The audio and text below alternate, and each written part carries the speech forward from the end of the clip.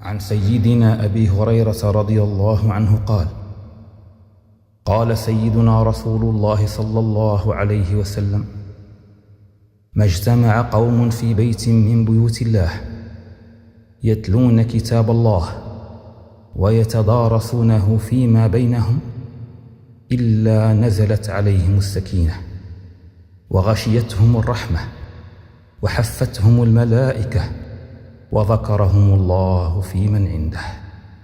رواه مسلم.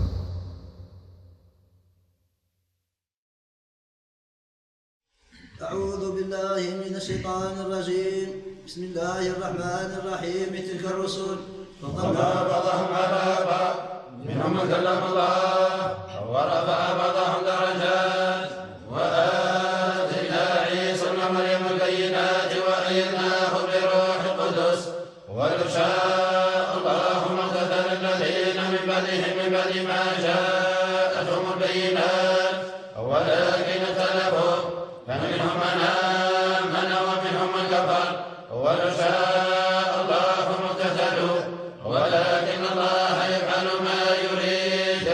يا أيها الذين آمنوا أنفقوا مما رزقناكم من قبل أن يأتي يوم لا بيع فيه ولا خلة ولا شفاعة والكافرون هم الظالمون. الله لا إله إلا هو الحي القيوم لا تأخذه سنة ولا نوم، له ما في السماوات وما في الأرض. من ذا الذي يشفع عنده إلا بإذنه، يعلم ما بين أيديهم وما خلفهم، ولا يحيطون بشيء من علمه إلا بما شاء. وسع كرسيه السماوات والأرض ولا يؤوده حفظهما وهو العلي العظيم. لا إكراه في الدين، قد تبين الرشد من الغي، فمن يكفر بالطاغوت ويؤمن بالله فقد استمسك بالعروة الوثقى لا انفصام لها، والله سميع عليم. الله ولي الذين آمنوا يخرجهم من الظلمات إلى النور، والذين كفروا أولياؤهم الطاغوت يخرجونهم من النور إلى الظلمات، أولئك أصحاب النار هم فيها خالدون. ألم تر إلى الذي حاج إبراهيم في ربه أن آتاه الله الملك إذ قال إبراهيم ربي الذي يحيي ويميت، قال أنا أحيي وأميت. قال إبراهيم فإن الله يأتي بالشمس من المشرق فأت بها من المغرب فبهت الذي كفر، والله لا يهدي القوم الظالمين. أو كالذي مر على قرية وهي خاوية على عروشها، قال أنى يحيي هذه الله بعد موتها، فأماته الله 100 عام ثم بعثه. قال كم لبثت؟ قال لبثت يوما أو بعض يوم. قال بل لبثت 100 عام. انظر إلى طعامك وشرابك لم يتسنه، وانظر إلى حمارك ولنجعلك آية للناس، وانظر إلى العظام كيف ننشرها ثم نكسوها لحما. فلما تبين له قال أعلم أن الله على كل شيء قدير. وإذ قال إبراهيم رب أرني كيف تحيي الموتى، قال أولم تؤمن؟ قال بلى ولكن ليطمئن قلبي. قال فخذ 4 من الطير فصرهن إليك ثم اجعل على كل جبل منهن جزءا ثم ادعوهن يأتينك سعيا، واعلم أن الله عزيز حكيم. مثل الذين ينفقون أموالهم في سبيل الله كمثل حبة أنبتت 7 سنابل في كل سنبلة 100 حبة، والله يضاعف لمن يشاء، والله واسع عليم. الذين ينفقون أموالهم في سبيل الله ثم لا يتبعون ما أنفقوا منا ولا أذى لهم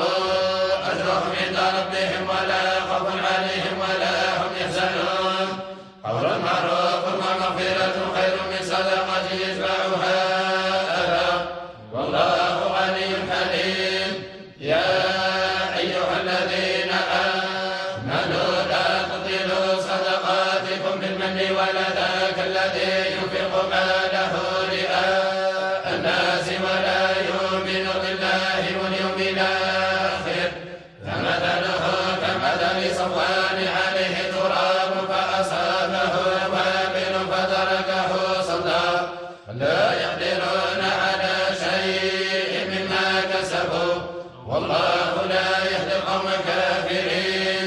ومثل الذين ينفقون أموالهم ابتغاء مرضات الله وتثبيتا من أنفسهم كمثل جنة بربوة أصابها وابل فآتت لها ضعفين فإن لم يصبها وابل فطل والله بما تعملون بصير.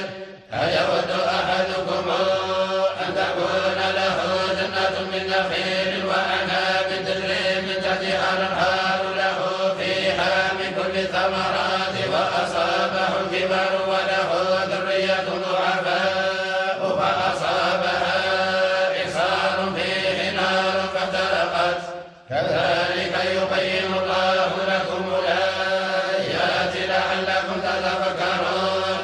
يا أيها الذين آمنوا أنفقوا من طيبات ما كسبتم ومما أخرجنا لكم من الأرض ولا تيمموا الخبيث منه تنفقون ولستم بآخذيه إلا أن تغمضوا فيه واعلموا أن الله غني حميد. الشيطان يعدكم الفقر ويأمركم بالفحشاء والله يعدكم مغفرة منه وفضلا والله واسع عليم. يؤتي الحكمة من يشاء ومن يؤت الحكمة فقد أوتي خيرا كثيرا وما يذكر إلا أولو الألباب. وما أنفقتم من نفقة أو نذرتم من نذر فإن الله يعلمه وما للظالمين من أنصار. إن تؤتوا الصدقات فنعما هي وإن تخفوها وتؤتوها الفقراء فهو خير لكم ونكفر عنكم من سيئاتكم والله بما تعملون خبير. ليس عليك هداهم ولكن الله يهدي من يشاء. وما تنفقوا من خير فلأنفسكم وما تنفقون إلا ابتغاء وجه الله وما تنفقون من خير يوفى إليكم وأنتم لا تظلمون. للفقراء الذين أحصروا في سبيل الله لا يستطيعون ضربا في الأرض يحسبهم الجاهل أغنياء من التعفف تعرفهم بسيماهم لا يسألون الناس إلحافا. وما تنفقوا من خير فإن الله به عليم. الذين ينفقون أموالهم بالليل والنهار سرا وعلانية فلهم أجرهم عند ربهم ولا خوف عليهم ولا هم يحزنون.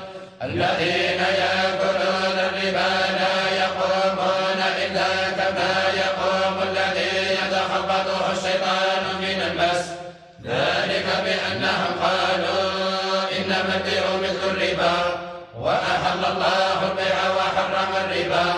فمن جاءه موعظة من ربه فانتهى فله ما سلف وأمره إلى الله ومن عاد فأولئك أصحاب النار هم فيها خالدون. يمحق الله الربا ويربي الصدقات والله لا يحب كل كفار أثيم. إن الذين آمنوا وعملوا الصالحات وأقاموا الصلاة وآتوا الزكاة لهم أجرهم عند ربهم ولا خوف عليهم ولا هم يحزنون. يا أيها الذين آمنوا اتقوا الله وذروا ما بقي من الربا إن كنتم مؤمنين فإن لم تفعلوا فآذنوا بحرب من الله ورسوله وإن تبتم فلكم رؤوس أموالكم لا تظلمون ولا تظلمون. وإن كان ذو عسرة فنظرة إلى ميسرة وأن تصدقوا خير لكم إن كنتم تعلمون. واتقوا يوما ترجعون فيه إلى الله ثم توفى كل نفس ما كسبت وهم لا يظلمون. يا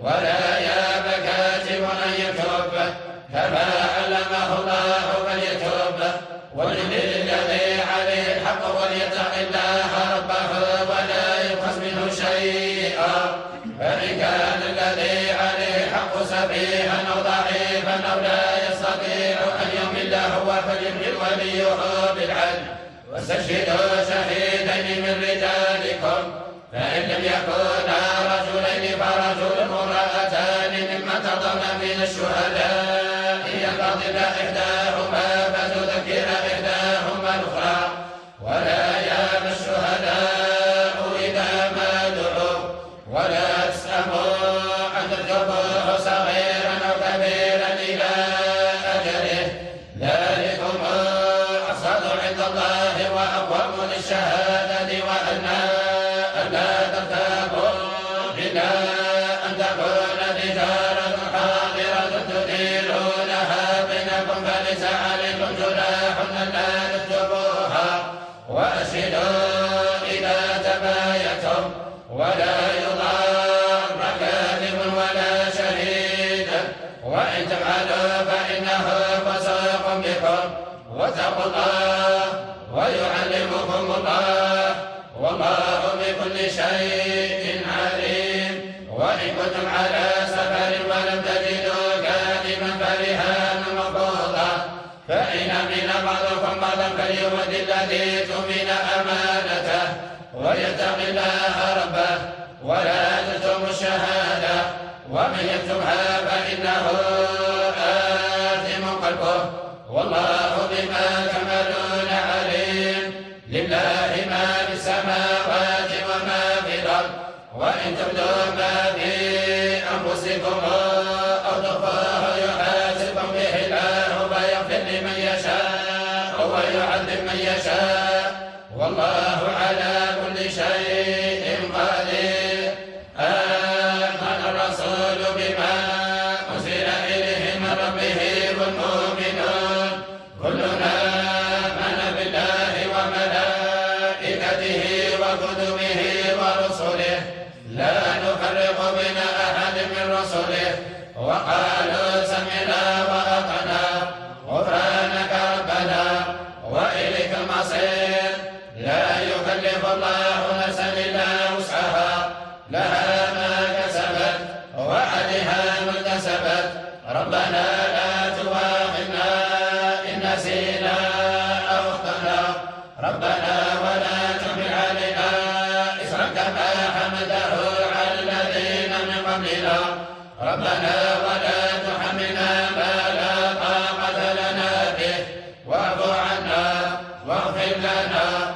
وارحمنا أنت مولانا فانصرنا على القوم الكافرين بسم الله الرحمن الرحيم ألف لام ميم الله لا إله إلا هو الحي القيوم نزل عليك الكتاب بالحق مصدقا لما بين يديه وأنزل التوراة والإنجيل من قبل هدى للناس وأنزل الفرقان إن الذين كفروا بآيات الله لهم عذاب شديد والله عزيز ذو انتقام إن الله لا يخفى عليه شيء في الأرض ولا في السماء هو الذي يصوركم في الأرحام كيف يشاء لا إله إلا هو العزيز الحكيم هو الذي أنزل عليك الكتاب منه آيات محكمات هن أم الكتاب وأخر متشابهات فأما الذين في قلوبهم زيغ فيتبعون ما تشابه منه ابتغاء الفتنة وابتغاء تاويله وما يعلم تاويله إلا الله والراسخون في العلم يقولون آمنا به كل من عند ربنا وما يذكر إلا أولو الألباب ربنا لا تزغ قلوبنا بعد إذ هديتنا وهب لنا من لدنك رحمة إنك أنت الوهاب ربنا إنك جامع الناس ليوم لا ريب فيه إن الله لا يخلف الميعاد إن الذين الذين كفروا لن تغني عنهم أموالهم ولا أولادهم من الله شيئا وأولئك هم وقود النار كدأب آل فرعون والذين من قبلهم كذبوا بآياتنا فأخذهم الله بذنوبهم والله شديد العقاب قل للذين كفروا ستغلبون وتحشرون إلى جهنم وبئس المهاد قد كان لكم آية في فئتين التقتا فئة تقاتل في سبيل الله وأخرى كافرة ترونهم مثلهم رأي العين والله يؤيد بنصره من يشاء إن في ذلك لعبرة لأولي الأبصار زين للناس حب الشهوات من النساء والبنين والقناطير المقنطرة من الذهب والفضة والخيل المسومة والأنعام والحرث ذلك متاع الحياة الدنيا والله عنده حسن المآب قل أنبئكم بخير من ذلكم للذين اتقوا عند ربهم جنات تجري من تحتها الأنهار خالدين فيها وأزواج مطهرة ورضوان من الله والله بصير بالعباد الذين يقولون ربنا إننا آمنا فاغفر لنا ذنوبنا وقنا عذاب النار الصابرين والصادقين والقانتين والمنفقين والمستغفرين بالإسحاق شهد الله أنه لا إله إلا هو والملائكة وأولو العلم قائما بالقسط لا إله إلا هو العزيز الحكيم إن الدين عند الله الإسلام وما اختلف الذين أوتوا الكتاب إلا من بعد ما جاءهم العلم بغيا بينهم ومن يكفر بآيات الله فإن الله سريع الحساب فإن هاجوك فقل أسلمت وجهي لله ومن اتبعني وقل للذين أوتوا الكتاب والأميين أسلمتم فإن أسلموا فقد اهتدوا وإن تولوا فإنما عليك البلاغ والله بصير بالعباد إن الذين يكفرون بآيات الله ويقتلون النبيين بغير حق ويقتلون الذين يأمرون بالقسط من الناس فبشرهم بعذاب أليم أولئك الذين حبطت أعمالهم في الدنيا والآخرة وما لهم من ناصرين ألم تر إلى الذين أوتوا نصيبا من الكتاب يدعون إلى كتاب الله ليحكم بينهم ثم يتولى فريق منهم وهم معرضون ذلك بأنهم قالوا لن تمسنا النار إلا أياما معدودات وغرهم في دينهم ما كانوا يفترون فكيف إذا جمعناهم ليوم لا ريب فيه ووفيت كل نفس ما كسبت وهم لا يظلمون قل اللهم مالك الملك تؤتي الملك من تشاء وتنزع الملك ممن تشاء وتعز من تشاء وتذل من تشاء بيدك الخير إنك على كل شيء قدير تولج الليل في النهار وتولج النهار في الليل وتخرج الحي من الميت وتخرج الميت من الحي وترزق من تشاء بغير حساب لا يتخذ المؤمنون الكافرين أولياء من دون المؤمنين ومن يفعل ذلك فليس من الله في شيء إلا أن تتقوا منهم تقاه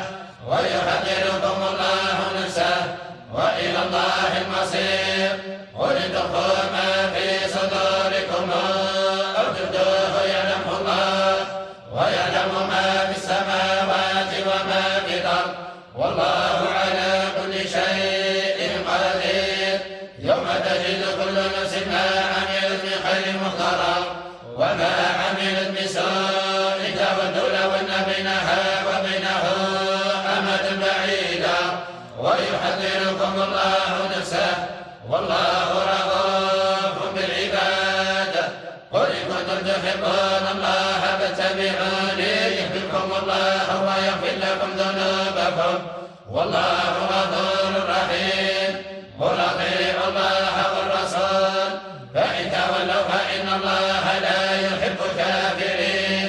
إن الله اصطفى آدم ونوحا وآل إبراهيم وآل عمران على العالمين ذرية بعضها من بعض والله سميع عليم. إذ قالت امرأة عمران رب إني نذرت لك ما في بطني محررا فتقبل مني إنك أنت السميع العليم. فلما وضعتها قالت رب إني وضعتها أنثى والله أعلم بما وضعت وليس الذكر كالأنثى وإني سميتها مريم وإني أعيدها بك وذريتها من الشيطان الرجيم. فتقبلها ربها بقبول حسن وأنبتها نباتا حسنا وكفلها زكريا. كلما دخل عليها زكريا المحراب وجد عندها رزقا قال يا مريم أنى لك هذا؟ قالت هو من عند الله إن الله يرزق من يشاء بغير حساب. هنالك دعا زكريا ربه قال رب هب لي من لدنك ذرية طيبة إنك سميع الدعاء. فنادته الملائكة وهو قائم يصلي في المحراب أن الله يبشرك بيحيى مصدقا بكلمة من الله وسيدا وحصورا ونبيا من الصالحين. قال رب أنى يكون لي غلام وقد بلغني الكبر وامرأتي عاقر؟ قال كذلك الله يفعل ما يشاء. قال رب اجعل لي آية. قال آيتك ألا تكلم الناس 3 أيام إلا رمزا واذكر ربك كثيرا وسبح بالعشي والإبكار. وإذ قالت الملائكة يا مريم إن الله اصطفاك وطهرك واصطفاك على نساء العالمين. يا مريم اقنتي لربك واسجدي واركعي مع الراكعين. ذلك من أنباء الغيب نوحيه إليك وما كنت لديهم إذ يلقون أقلامهم أيهم يكفل مريم وما كنت لديهم إذ يختصمون إذ قالت الملائكة يا مريم إن الله يبشرك بكلمة منه اسمه المسيح عيسى ابن مريم وجيها في الدنيا والآخرة ومن المقربين ويكلم الناس في المهد وكهلا ومن الصالحين. قال رب أنى يكون لي ولد ولم يمسسني بشر؟ قال كذلك الله يخلق ما يشاء إذا قضى أمرا فإنما يقول له كن فيكون. ويعلمه الكتاب والحكمة والتوراة والإنجيل ورسولا إلى بني إسرائيل أني قد جئتكم بآية من ربكم إني أخلق لكم من الطين كهيئة الطير فأنفخ فيه فيكون طائرا بإذن الله وأبرئ الأكمه والأبرص وأحيي الموتى بإذن الله وأنبئكم بما تأكلون وما تدخرون في بيوتكم إن في ذلك لآية لكم إن كنتم مؤمنين. ومصدقا لما بين يدي من التوراة ولأحل لكم بعض الذي حرم عليكم وجئتكم بآية من ربكم فاتقوا الله وأطيعون إن الله ربي وربكم فاعبدوه هذا صراط مستقيم.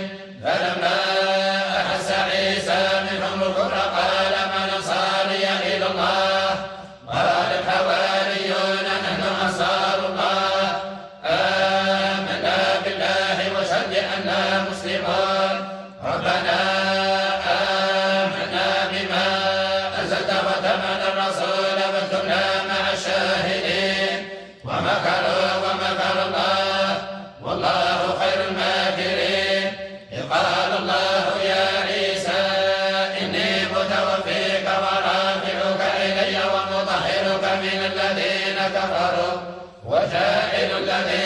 اتبعوك فوق الذين كفروا إلى يوم القيامة ثم إلي مرجعكم فأحكم بينكم فيما كنتم فيه تختلفون فأما الذين كفروا فأعذبهم عذابا شديدا في الدنيا والآخرة وما لهم من ناصرين وأما الذين آمنوا وعملوا الصالحات فنوفيهم أجورهم والله لا يحب الظالمين ذلك نتلوه عليك من الآيات والذكر الحكيم إن مثل عيسى عند الله كمثل آدم خلقه من تراب ثم قال له كن فيكون الحق من ربك فلا تكن من الممترين فمن حاجك فيه من بعد ما جاءك من العلم فقل تعالوا ندعو أبناءنا وأبناءكم ونساءنا ونساءكم وأنفسنا وأنفسكم ثم نبتهل فنجعل لعنة الله على الكاذبين إن هذا لهو القصص الحق وما من إله إلا الله وإن الله لهو العزيز الحكيم فإن تولوا فإن الله عليم بالمفسدين قل يا أهل الكتاب تعالوا إلى كلمة سواء بيننا وبينكم ألا نعبد إلا الله ولا نشرك به شيئا ولا يتخذ بعضنا بعضا أربابا من دون الله فإن تولوا فقولوا اشهدوا بأننا مسلمون يا أهل الكتاب لم تحاجون في إبراهيم وما أنزلت التوراة والإنجيل إلا من بعده أفلا تعقلون فأنتم هؤلاء حالفتم فيما لكم به علم فلم تحاجون فيما ليس لكم به علم والله يعلم وأنتم لا تعلمون ما كان إبراهيم يهوديا ولا نصرانيا ولكن كان حنيفا مسلما وما كان من المشركين إن أولى الناس بإبراهيم للذين اتبعوه وهذا النبي والذين آمنوا والله ولي المؤمنين وطائفة من الكتاب ليضلونكم وما يضلون إلا أنفسهم وما يشعرون يا أهل الكتاب لم تكفرون بآيات الله وأنتم تشهدون يا أهل الكتاب لم تلبسون الحق بالباطل وتكتمون الحق وأنتم تعلمون وقال طائفة من الكتاب آمنوا بالذي أنزل على الذين آمنوا وجه النهار واكفروا آخره لعلهم يرجعون ولا تؤمنوا إلا لمن تبع دينكم قل إن الهدى هدى الله أن يؤتى أحد مثل ما أوتيتم أو يحاجوكم عند ربكم قل إن الفضل بيد الله يؤتيه من يشاء والله واسع عليم يختص برحمته من يشاء والله ذو الفضل العظيم ومن أهل الكتاب من تامنه بقنطار يوده إليه ومنهم من تامنه بدينار لا يوده إليك إلا ما دمت عليه قائما ذلك بأنهم قالوا ليس علينا في الأميين سبيل ويقولون على الله الكذب وهم يعلمون بلى من أوفى بعهده واتقى فإن الله يحب المتقين إن الذين يشترون بعهد الله وأيمانهم ثمنا قليلا أولئك لا خلاق لهم في الآخرة ولا يكلمهم الله ولا ينظر إليهم يوم القيامة ولا يزكيهم ولهم عذاب أليم وإن منهم لفريقا يلقون ألسنتهم بالكتاب لتحسبوه من الكتاب وما هو من الكتاب ويقولون هو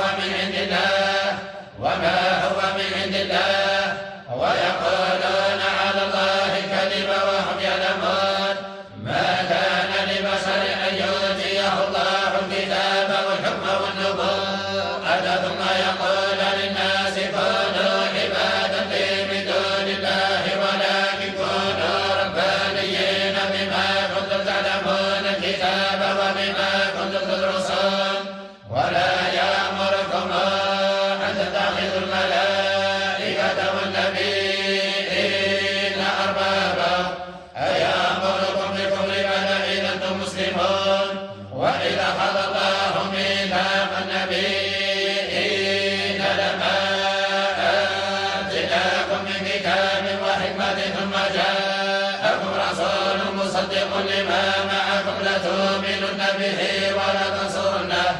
قال أقررتم وأخذتم على ذلكم إصري؟ قالوا أقررنا. قال فاشهدوا وأنا معكم من الشاهدين. فمن تولى بعد ذلك فأولئك هم الفاسقون. فغير دين الله ترضون وله أسلم من في السماوات والأرض طوعا وكرها وإليه ترجعون. قل آمنا بالله وما أنزل علينا وما أنزل على إبراهيم وإسماعيل وإسحاق ويعقوب والأسباط وما أوتي موسى وعيسى والنبيون من ربهم لا نفرق بين أحد منهم ونحن له مسلمون. ومن يبتغي غير الإسلام دينا فلن يقبل منه وهو في الآخرة من الخاسرين. إذا يهدي الله قوما كفروا بعد إيمانهم وشهدوا أن الرسول حق وجاءهم البينات والله لا يهدي القوم الظالمين.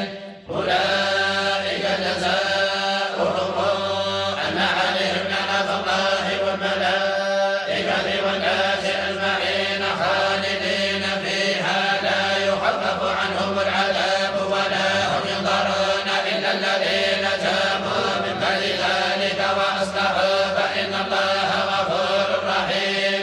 إن الذين كفروا بعد إيمانهم ثم ازدادوا كفرا تقبل توبتهم وأولئك هم الضالون. إن الذين كفروا وماتوا وهم كفار فلن يقبل من أحدهم ملء الأرض ذهبا ولو افتدى به. أولئك لهم عذاب أليم وما لهم من ناصرين. بسم الله الرحمن الرحيم. قل هو الله أحد الله الصمد لم يلد ولم يولد ولم يكن له كفوا أحد. بسم الله الرحمن الرحيم. قل هو الله أحد الله الصمد لم يلد ولم يولد ولم يكن له كفوا أحد. بسم الله الرحمن الرحيم. قل هو الله أحد الله الصمد لم يلد ولم يولد ولم يكن له كفوا أحد. بسم الله الرحمن الرحيم. قل أعوذ برب الفلق من شر ما خلق ومن شر غاسق إذا وقب ومن شر النفاثات في العقد ومن شر حاسد إذا حسد. بسم الله الرحمن الرحيم. قل أعوذ برب الناس ملك الناس إله الناس من شر الوسواس الخناس الذي يوسوس في صدور الناس من الجنة والناس. بسم الله الرحمن الرحيم. الحمد لله رب العالمين الرحمن الرحيم مالك يوم الدين. إياك نعبد وإياك نستعين. اهدنا الصراط المستقيم صراط الذين أنعمت عليهم غير المغضوب عليهم ولا الضالين. آمين. صدق الله العظيم وبلغ رسوله المصطفى الكريم صلى الله عليه وعلى آله وأصحابه وسلم كثيرا إلى يوم الدين. سبحان ربك رب العزة عما يصفون وسلام على المرسلين والحمد لله رب العالمين. اللهم صل صلاة كاملة وسلم سلاما تاما على سيدنا محمد الذي تنحل به العقد وتنفرج به الكرب وتقضى به الحوائج وتنال به الرغائب وحسن الخواتم ويستصغر الغمام بوجهه الكريم وعلى آله وصحبه في كل لمحة ونفس بعدد كل معلوم لك. سبحان ربك رب العزة عما يصفون وسلام على المرسلين والحمد لله رب العالمين. اللهم أنت ربي لا إله إلا أنت خلقتني وأنا عبدك وأنا على عهدك ووعدك ما استطعت. أعوذ بك من شر ما صنعت. أبوء لك بنعمتك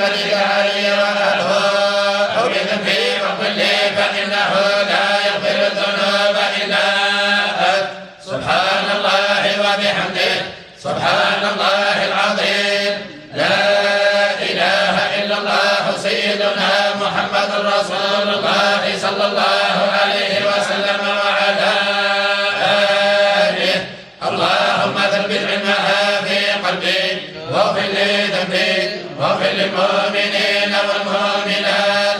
الحمد لله وسلام على عباده الذين اصطفى. سبحان ربك رب العزة عما يصفون وسلام على المرسلين والحمد لله رب العالمين.